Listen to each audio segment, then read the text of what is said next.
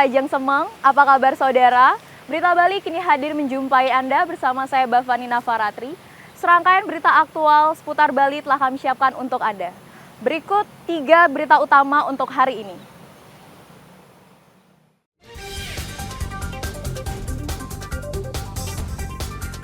Cuaca buruk melanda perairan Selat Bali atau lintas pelayaran Ketapang Gilimanuk.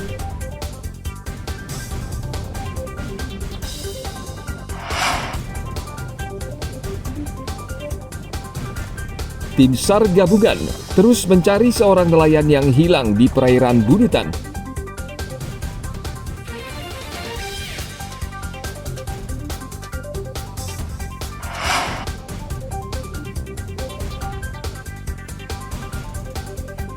Bupati Bangli minta warga di kawasan wisata Kintamani agar tidak menjual tanah.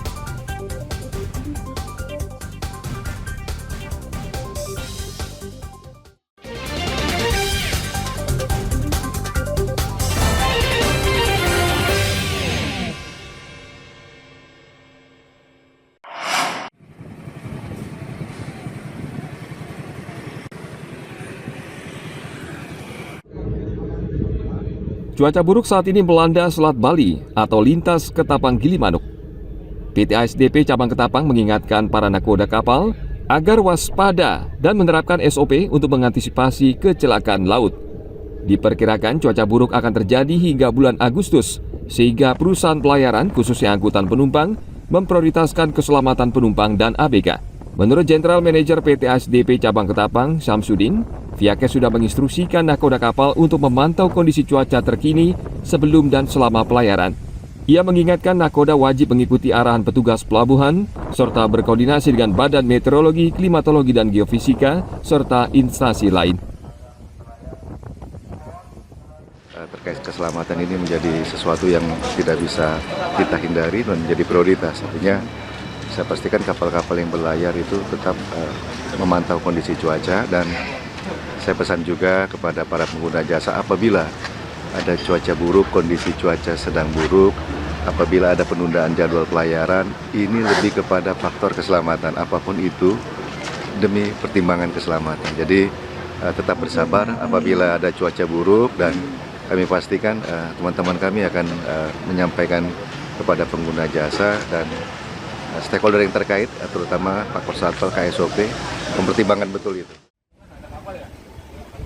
PT ASDP juga meningkatkan koordinasi dengan Basarnas untuk kesiapsiagaan tim SAR dan peralatan penyelamatan di kedua pelabuhan jika terjadi musibah. Tim Liputan melaporkan dari Kabupaten Jembrana.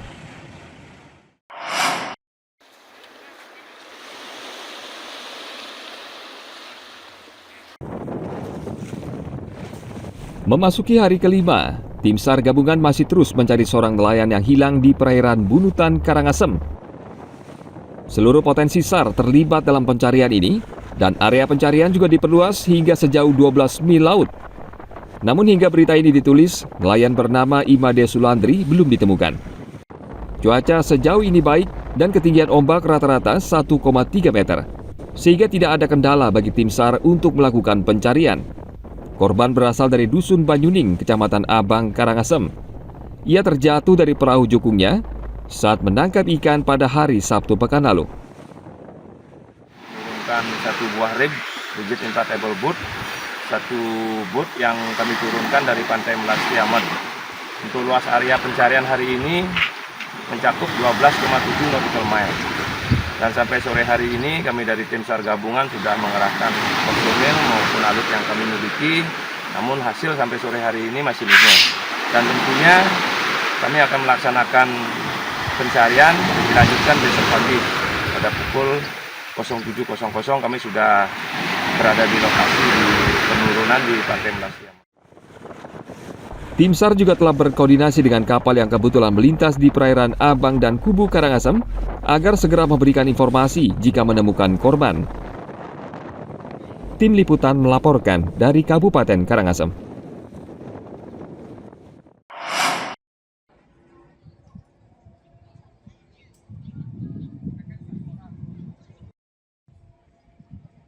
Nelayan di pantai Jerman, Kuta Badung selama beberapa hari lebih banyak di rumah.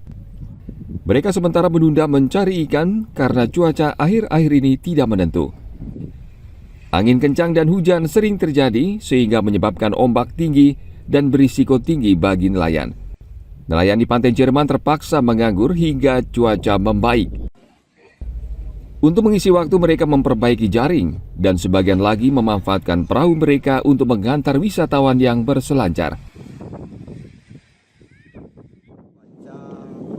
Pada 3 hari berturut-turut ini, istilahnya cuaca makin untuk melaut kita agak tidak berani melaut gitu. Kenapa itu? Karena angin dan hujan itu menyebabkan kita tidak berani melaut terlalu jauh. Kemungkinan besar kita bisa hanya mengangkut tamu surfing dan tamu istilahnya jalan-jalan. Kalau cuaca yang mendukung, kemungkinan bisa kita mendapatkan cumi batu itu atau kendat namanya. Kemungkinan bisa kita dapat dalam satu perahu nike bisa sampai 20 kilo sampai 30 kilo. Sekarang karena cuaca tidak mendukung, penghasilan kita jauh merosot. Tidak lebih dari 10 kilo kita dapatkan dalam satu hari. Jika nelayan tidak mencari ikan, tentu pasokan ikan juga menjadi berkurang sehingga mendongkrak harga ikan di pasaran. Biasanya para nelayan di sini bisa mendapatkan cumi batu hingga 30 kg sekali melaut. Kini hanya 10 kg. Sementara cuaca buruk diperkirakan akan berlangsung hingga Agustus mendatang. Anak Agung Gede Agung melaporkan dari Kabupaten Badung.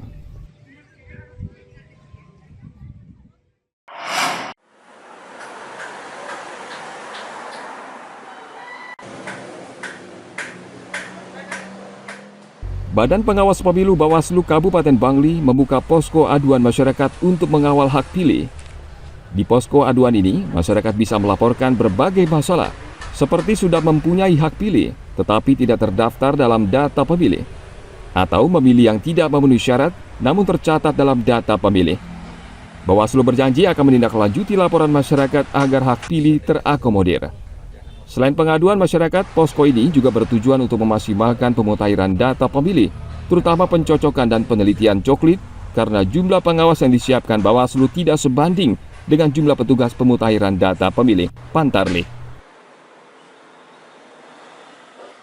Bagaimana pengaduan posko ini bisa dimanfaatkan oleh masyarakat untuk nanti masyarakat terutama yang sekiranya belum dicoklit atau belum didaftar di dalam daftar pemilih untuk pilkada serentak tahun 2024 bisa memberikan informasi ataukah juga melaporkan kepada jajaran kami yang tersebar baik di tingkat kabupaten, kecamatan ataukah juga di desa.